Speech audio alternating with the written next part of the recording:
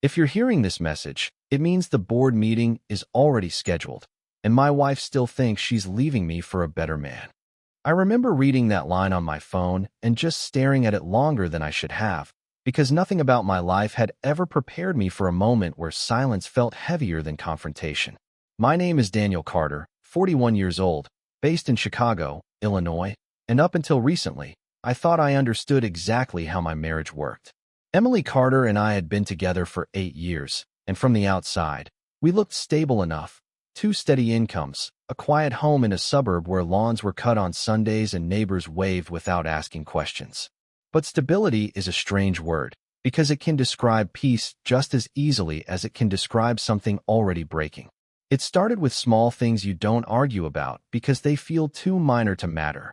Late replies, conversations that ended faster than they used to, a phone that always flipped face down when I walked into the room.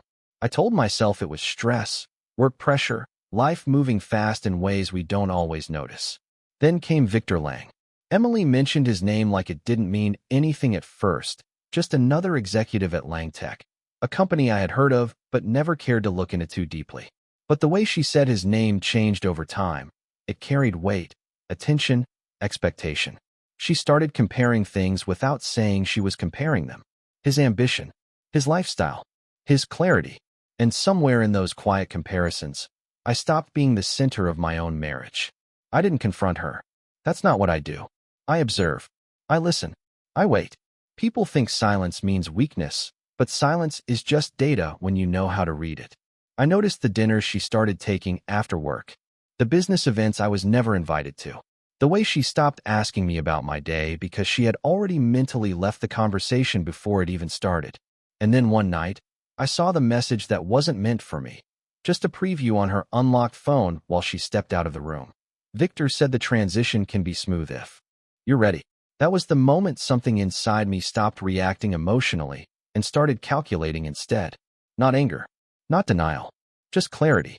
Because what she didn't know, what no one in her new world understood, was that LangTech wasn't just another company I had heard of in passing.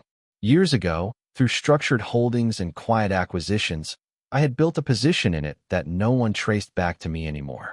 To the world, I was just Daniel Carter, operations consultant, low profile, forgettable.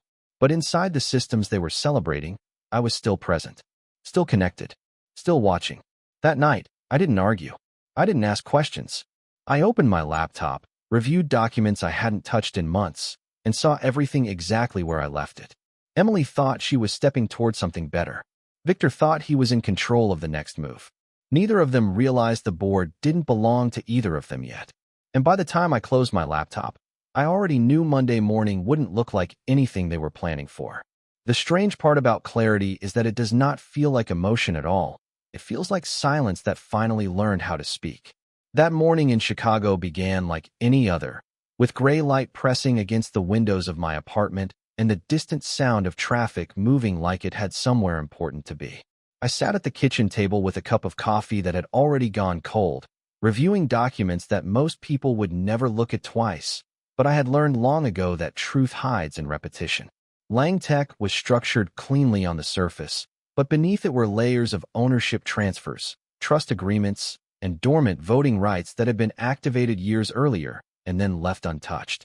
I had not touched them because there had been no reason to, until now.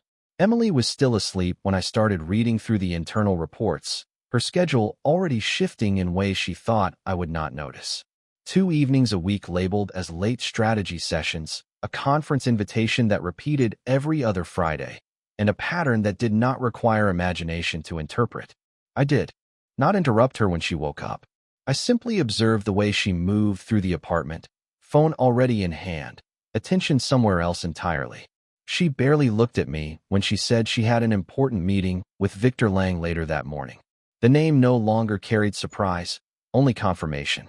I nodded as if it was ordinary, because for me it already was. After she left, I made one phone call to my legal counsel, a man who had worked with me during earlier acquisitions that no one publicly connected to my name. I asked him a single question, whether the board provisions were still active. He paused for only a moment before confirming that they were intact, fully enforceable, and entirely under my authorization if triggered. There was no need for dramatic language between us. We had worked together long enough to understand that instructions did not need emotion to be executed correctly. By noon, I received confirmation that an emergency board session could be scheduled within 48 hours, citing structural review of executive leadership authority. It was a routine phrase that masked anything but routine intention. Meanwhile, Emily returned briefly in the afternoon to change outfits, speaking quickly about dinner plans that evening with Victor and other executives. She did not ask about my day, and I did not offer information she was no longer interested in receiving. There was a strange distance forming between us, not loud or emotional, but procedural, like two systems still running in the same building without sharing the same purpose anymore. Later that evening, I reviewed Victor Lang more carefully than I had before. His career trajectory was impressive on paper, but fragile under structure, built on recent expansion, leveraged capital, and a board that believed they controlled him more than they actually did. I understood systems like that well. They always looked stable right before they were not. Emily had no idea that the man she believed represented progress was already dependent on decisions I had the power to influence without ever appearing in the room. That night, I did not sleep early. I simply waited while the city outside continued moving forward, unaware of how close certain structures were to shifting. And somewhere between midnight and morning, I finalized the activation sequence for the board review, not as a reaction, but as a scheduled correction already set in motion. The morning after I activated the board review sequence felt no different from any other morning in Chicago, which was the point of it. Change that announces itself too loudly is usually resisted, but change that arrives through structure is accepted before it is even understood. I walked into my office downtown just after 8 in the morning, passing through glass doors that reflected a version of myself most people would never think twice about. To anyone observing, I was still just Daniel Carter, a quiet operations consultant with a predictable schedule and no visible influence beyond my assigned projects. That perception had always been useful. At 9:15, Emily sent a brief message saying she would be at LangTech headquarters for most of the day due to an executive alignment session. There was no mention of me, no invitation, and no reason for either. I read the message without reaction, then placed my phone face down on the desk. At 10:30, my legal counsel confirmed that the board notification had been received and acknowledged by the internal governance system. That meant the mechanism was now in motion. No one had rejected it, which meant no one yet understood its full scope. By noon, I received the first indirect signal that the internal atmosphere at LangTech was shifting. 2 senior board members requested clarification on the agenda, specifically the inclusion of executive authority restructuring under standard review protocol. It was a careful question, phrased in professional language, but underneath it was curiosity trying not to sound like concern. I responded through counsel with a single instruction. All materials would be presented at the scheduled session, no preliminary disclosure required. In other words, patience was part of the process whether they preferred it or not. Meanwhile, Emily was inside that same building, completely unaware that the structure she believed she was participating in was already beginning to reorient itself around decisions she did not control. Around 2 in the afternoon, I accessed a secondary monitoring summary of LangTech internal activity. Nothing sensitive or invasive, just procedural indicators, meeting schedules, access logs, and communication density. I noticed Victor Lang had moved 2 previously unrelated meetings into private settings and extended their duration. It was a small adjustment, the kind executives make when they believe they are managing optics. What he did not realize was that optics were no longer the variable that mattered. The variable was ownership. At 3:45, Emily called me for the first time that day. I let the phone ring twice before answering. Her voice carried a controlled irritation, the kind that appears when expectations are not aligning with reality. She asked if I had seen any unusual activity related to corporate communications systems, mentioning that there had been internal requests for document verification. I told her I had not, which was technically accurate from her perspective. She paused for a moment, then said Victor believed there might be a routine audit occurring and that everything should resolve quickly. I did not respond beyond a simple acknowledgement. There was no need to introduce complexity into her current understanding. After the call ended, I looked out the window of my office as the city continued moving in its usual rhythm, unaware that within a controlled environment only a few floors away, decisions were already being quietly repositioned. By evening, confirmation arrived that the board members had formally accepted the emergency session. No objections, no delays, just compliance with procedure.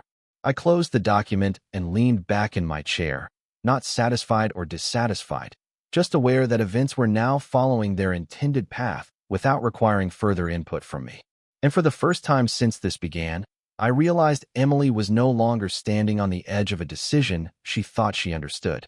She was already inside it.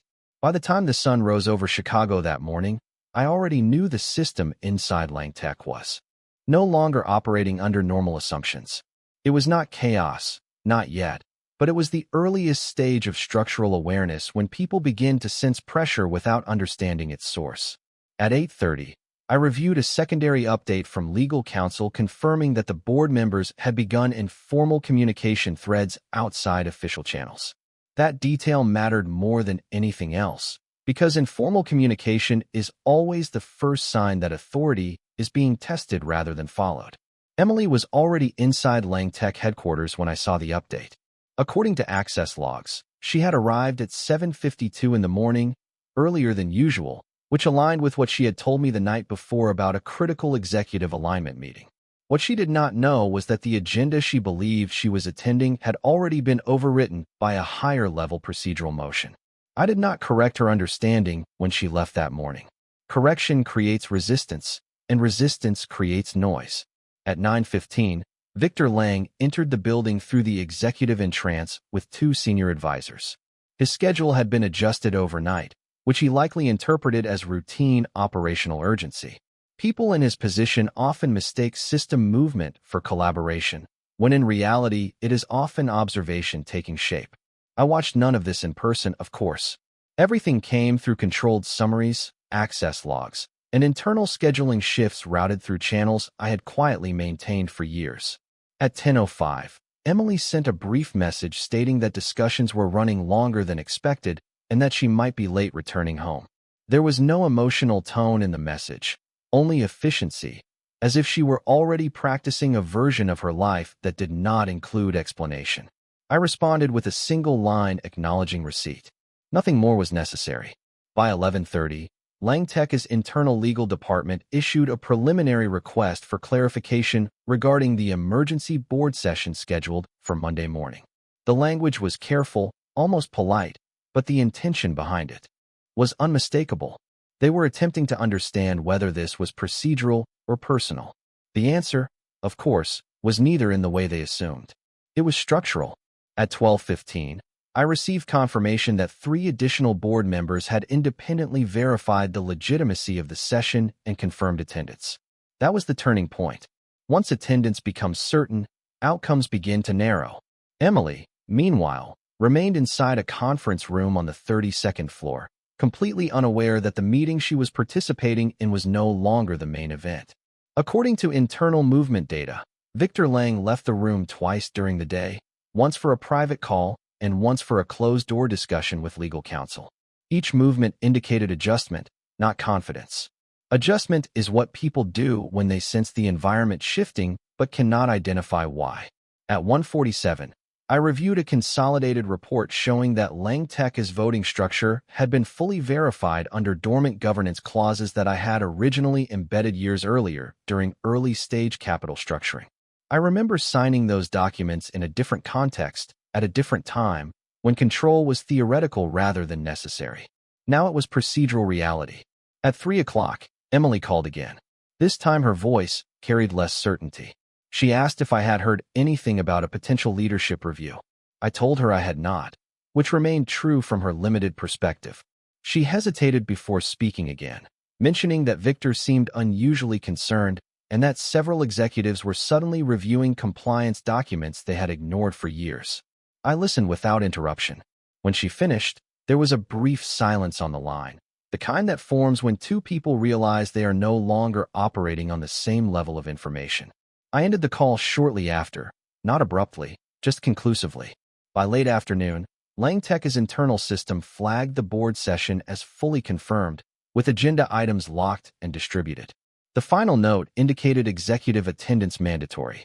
I closed the report and placed my phone down. Outside my office window, Chicago continued its normal rhythm, unaware that inside a corporate structure only a few miles away, authority was no longer being discussed but being finalized. And for the first time since this began, I understood that Emily was no longer reacting to events. She was already inside the moment where those events would define everything that came next. By the time Friday morning arrived in Chicago, the feeling around LangTech had changed in a way that could not be directly pointed to, but was impossible to ignore. It was not panic, and it was not calm either. It was the kind of controlled tension that exists inside organizations when authority is about to shift, but no official announcement has been made. I arrived at my office just after 8 o'clock, carrying the same routine I always maintained, coffee in hand, laptop under my arm, expression neutral enough to avoid questions. From the outside, nothing about me suggested involvement in anything beyond standard consulting work. That was intentional. At 8:32, I received a brief message from legal counsel confirming that all board members had reconfirmed attendance for the Monday morning session. No cancellations, no hesitations, no procedural objections. That alone told me everything I needed to know. When structured authority stops resisting process, it means the outcome has already been accepted internally. At 9:15, Emily sent a short message saying she would be staying at LangTech headquarters for most of the day and possibly late into the evening due to unresolved executive discussions. Her wording was precise, almost rehearsed, as if she had already begun adapting to a narrative she did not fully understand yet. I did not respond immediately. Instead, I reviewed the latest internal governance snapshot. Victor Lang had initiated 3 separate private discussions with senior executives within a 12-hour window. Each conversation was marked as confidential, which in corporate systems usually means uncertainty disguised as control. People only hide discussions when they are no longer sure of their position. By 10:45, I received confirmation that the emergency board agenda had been formally distributed. The document was structured, clean, and procedural, with no emotional language attached. Only categories of review and decision points. Executive authority structure, asset alignment, and leadership continuity were listed as standard evaluation items. To anyone outside the system, it would have looked routine. To those inside, it would have felt different, even if they could not explain why. At 11:30, Emily called again. I answered on the second ring. Her voice carried a subtle strain this time, the kind that appears when someone is trying to maintain composure while processing incomplete information. She asked if I had heard anything about changes in LangTech leadership review procedures. I told her I had not, which remained true from her perspective of knowledge. She paused before speaking again, mentioning that Victor seemed increasingly concerned and had begun asking unusually direct questions about governance structure and voting distribution. I listened without interruption. There was no need to intervene in her interpretation of events. She was still viewing the situation as an external observer, not someone inside its framework. After the call ended, I reviewed a consolidated access log showing increased activity in board-level document retrieval. Several members had begun independently reviewing structural agreements that had remained untouched for years. That detail confirmed what I already knew. The system was no longer dormant. It was waking up. At 1:25, I received confirmation that the legal compliance team had validated all procedural requirements for the Monday session. Every clause, every threshold, every authorization check had passed without dispute.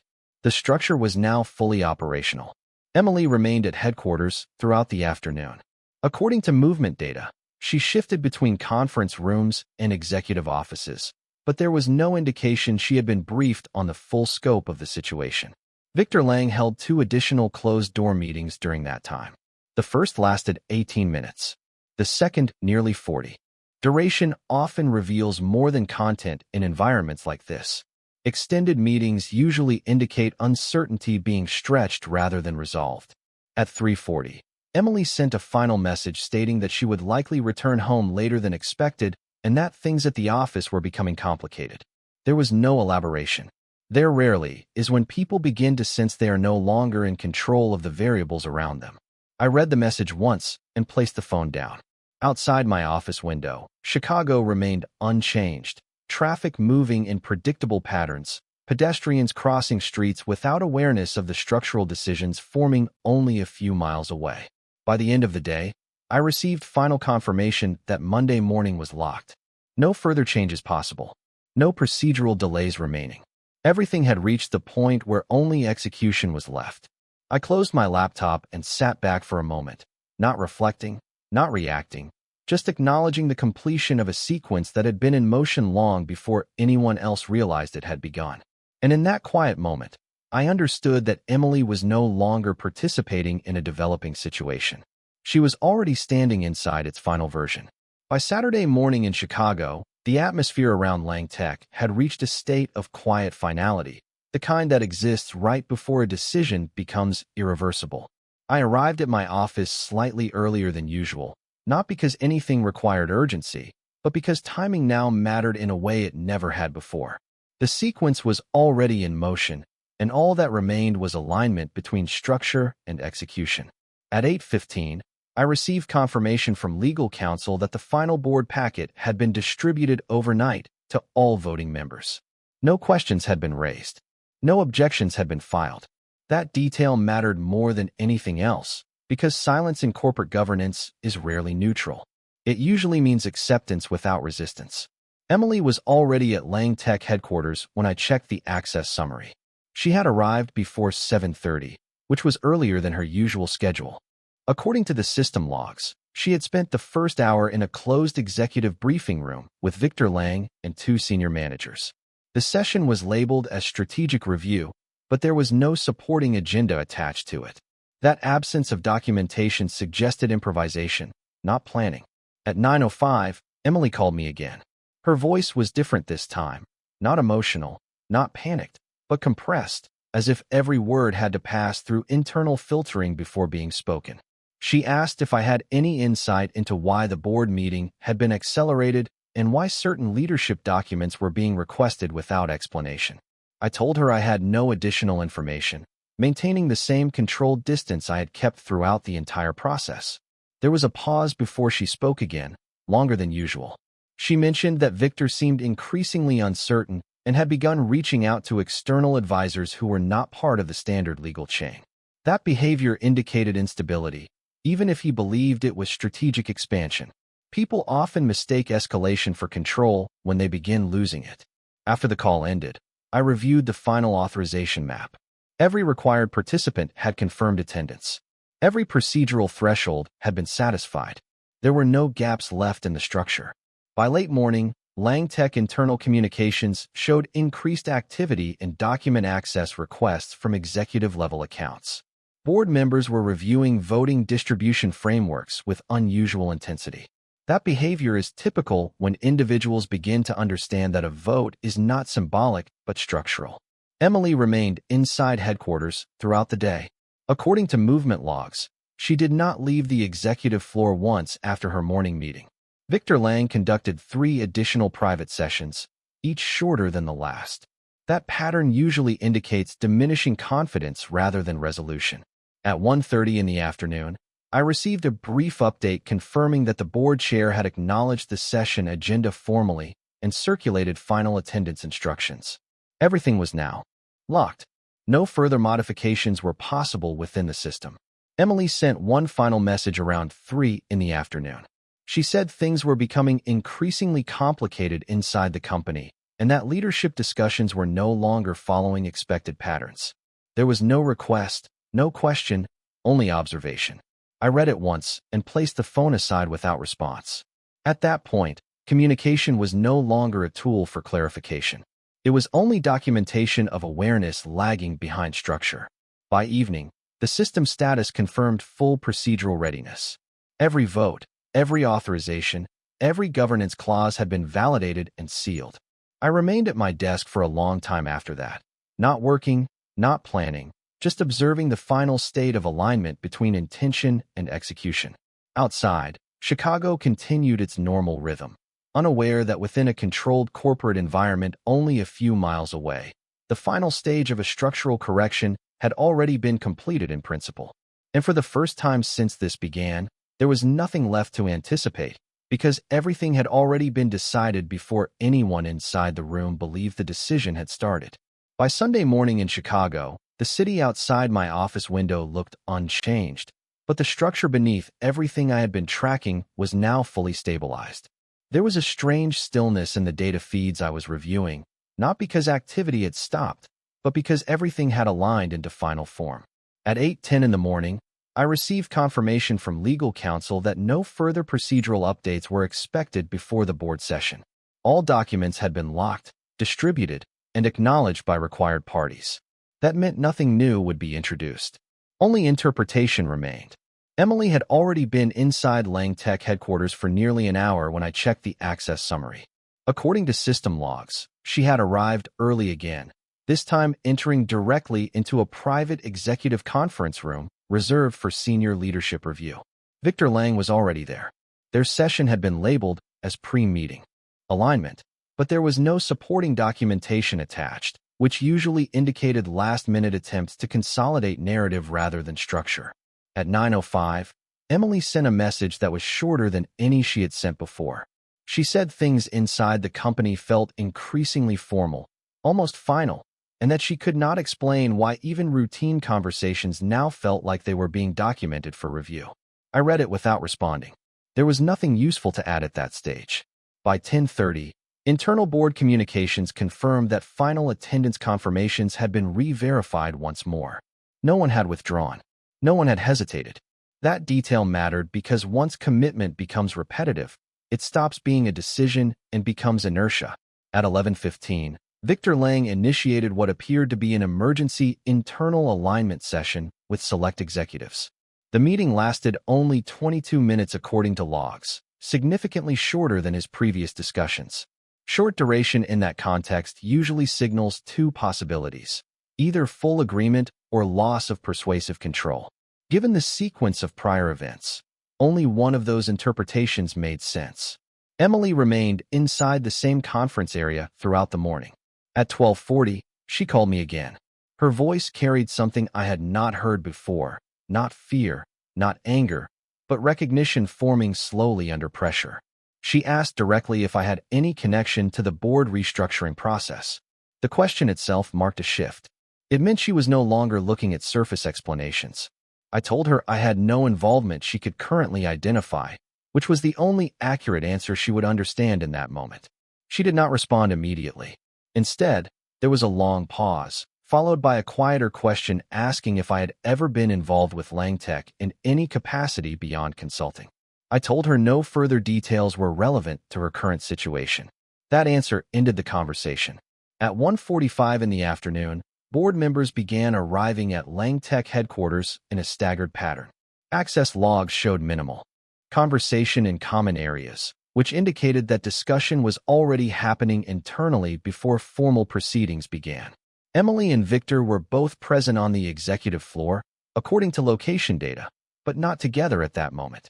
That separation mattered more than proximity. Separation in critical environments often signals fragmentation of control. By late afternoon, final procedural verification was completed. The system marked all voting participants as present and active. No outstanding dependencies remained. I closed my laptop and sat back for a moment, not because anything required reflection, but because the structure had reached its final locked state. Outside, Chicago continued moving at its usual pace, unaware that inside a corporate environment only a few miles away, every remaining variable had already been resolved in principle.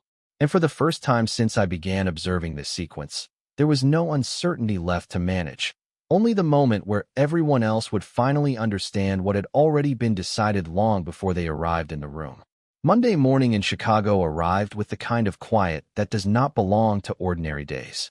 It was the quiet that forms when too many decisions have already been made for anyone to pretend there is still uncertainty left. I arrived at my office earlier than usual, not because I needed to prepare anything, but because timing had become irrelevant once the structure reached completion. At 7:58, I received confirmation from legal counsel that all board members had entered LangTech headquarters and were now located in the primary executive chamber designated for formal proceedings. No delays had been reported. No absences recorded. Everything was aligned exactly as expected. Emily had arrived even earlier, according to system logs, and had been inside the building since before sunrise. Her access record showed movement between the executive floor and a closed conference space reserved for final review sessions. Victor Lang was already present when she arrived. Their last recorded interaction before the meeting began lasted less than 5 minutes, based on internal scheduling timestamps. That kind of brevity usually indicates either resolution or resignation, and in corporate environments, those two often look identical until the outcome is revealed. At 8:23, I received the final procedural notice confirming that the board session had officially commenced. From that point forward, no additional input was possible. Everything that mattered had already been established. I did not attend in person. There was no requirement for physical presence. My role had never been participation. It had been structure. I remained in my office in Chicago, reviewing live governance status updates through a secured interface that tracked procedural flow without exposing content details. At 9:05, Emily sent a message that was noticeably different from any previous communication. She did not ask questions or provide updates. Instead, she simply stated that the environment inside the boardroom felt unusual, as if everyone already understood something she had not yet been told. I read the message once and did not respond. By 9:40, the system indicated that formal voting had begun. Each board member's authorization status updated in real time, confirming participation. There was no visible disagreement recorded in the initial phase. That absence of resistance was not surprising. In structured governance systems, opposition rarely appears at the beginning. It appears when outcomes become visible. At 10:12, Victor Lang's access status shifted to restricted advisory only, indicating that his executive authority was no longer active during proceedings. That change was procedural, not emotional. Systems do not interpret context, only conditions. Emily's status remained active, but without decision authority, meaning she was present but not positioned to influence outcome. At 10:46, a final confirmation sequence was initiated. This was the point at which all votes were locked and irreversible. I reviewed the status update without any change in expression. Everything had reached its intended endpoint. There was no need for intervention because nothing was left that required correction. At 11:03, the final result was transmitted through secured channels. LangTech governance restructuring had passed under full procedural authority. Executive control realignment was confirmed. The implications were immediate, but not chaotic. Systems of this scale do not collapse. They reassign. At 11:21, Emily called. I answered.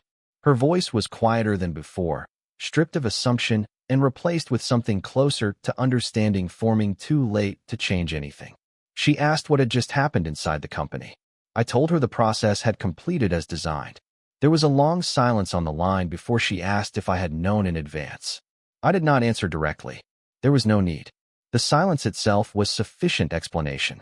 After the call ended, I remained at my desk for a long moment, looking out at the Chicago skyline. Nothing outside had changed. Traffic continued. People continued. The city functioned exactly as it always had. But inside a single corporate structure a few miles away, every assumption that had once supported Emily's understanding of her future had already been permanently replaced. And for the first time since this began, there was nothing left to observe, because the outcome was no longer approaching. It had already arrived. The city of Chicago looked exactly the same the next morning, as if nothing significant had changed, but I knew better by then. Real change rarely announces itself in visible ways. It restructures quietly, like gravity shifting without warning. I arrived at my office just after 8 o'clock, carrying the same calm routine I had maintained throughout the entire process, coffee in hand, expression controlled, movements unremarkable to anyone who might observe from the outside. At 8:12, I received the final confirmation that LangTech's internal board resolution had been fully executed. The system's status read complete, without further notes or pending actions. That single line represented the end of a sequence that had been in motion long before anyone inside the company realized it was no longer theoretical. Emily was no longer inside the building when I checked the updated access summary. According to records, she had exited LangTech headquarters shortly after the final session concluded. Her departure was unaccompanied, standard for someone whose position no longer required formal transition protocols. Victor Lang's status had already been fully revoked by that point. No further entries, no advisory access, no remaining authority markers. At 9:05, Emily called me for the last time. I answered after a short delay. Her voice carried something different now, not confusion, not anger, but a kind of stillness that comes when understanding finally catches up to events that cannot be reversed. She asked what this meant for her, not in corporate terms, but in personal terms. I told her the system had completed its intended function. There was a pause on the line that lasted longer than any previous silence between us. Then she asked if any of this had ever been about her at all. I told her the truth as it existed in structure, not emotion. It had never been about individuals. It had been about alignment. After that, there was nothing left to say. The call ended without closure, because closure requires shared perspective, and that no longer existed. By late morning, LangTech issued an internal communication confirming leadership restructuring had been finalized and operational continuity was secured. The language was neutral, procedural, carefully constructed to avoid emotional interpretation. That is how organizations describe events that fundamentally alter their internal balance without acknowledging disruption. I reviewed the update once and closed the report. There was no need to revisit it. Outside my office window, Chicago continued its normal rhythm.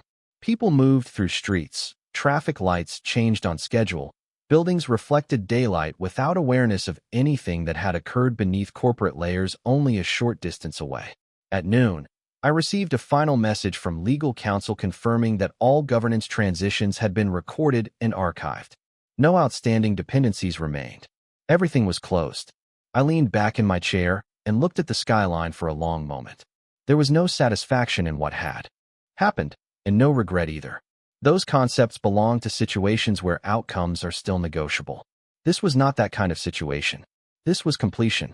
Emily was no longer part of a developing story. Victor Lang was no longer part of a leadership structure. And LangTech itself was now operating under a framework that had existed in design long before it was visible in practice. I stood up from my desk and gathered my things slowly, not because I was leaving anything behind, but because there was nothing left requiring attention. As I walked out of the office, the city remained unchanged around me, indifferent to the fact that for a few people inside a single corporate system, their understanding of power, relationships, and direction had already been permanently rewritten.